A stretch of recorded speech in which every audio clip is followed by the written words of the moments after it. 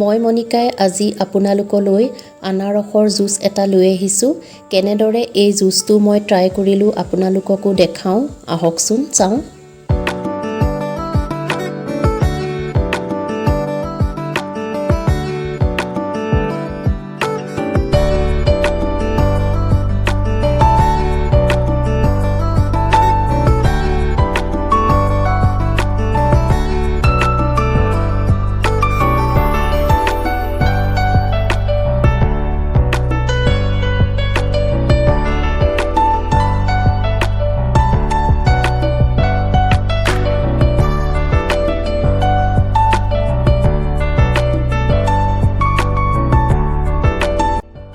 আনাৰসটো মই ভালদৰে ধুই এয়া কাটিবৰ বাবে ৰেডি কৰি লৈছোঁ।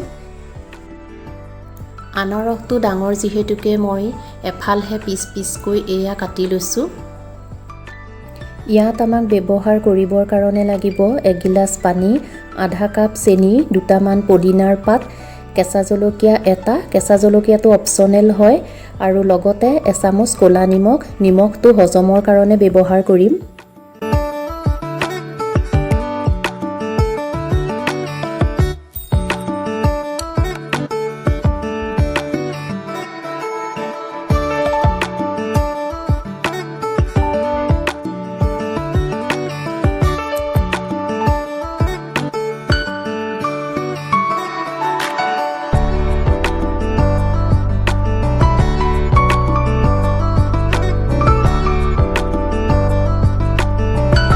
যদি আপোনালোকে ডাঠ কৰিব বিচাৰে তেনেহ'লে পানী আধা গিলাচ দিব পাৰে।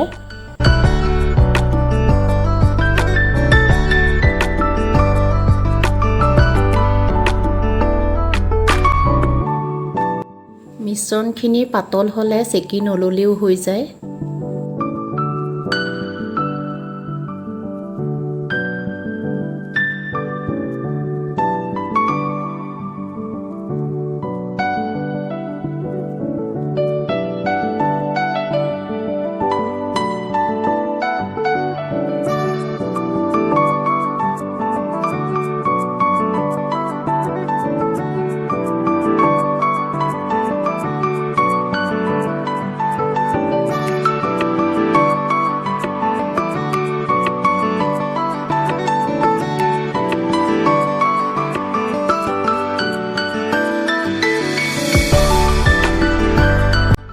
এয়া আমাৰ আনাৰসৰ জুচ ৰেডি হৈ গ'ল। আপোনালোকেও ট্ৰাই কৰি চাব আৰু কেনে পায় কমেণ্ট কৰি মোক জনাবলৈ নাপাহৰিব।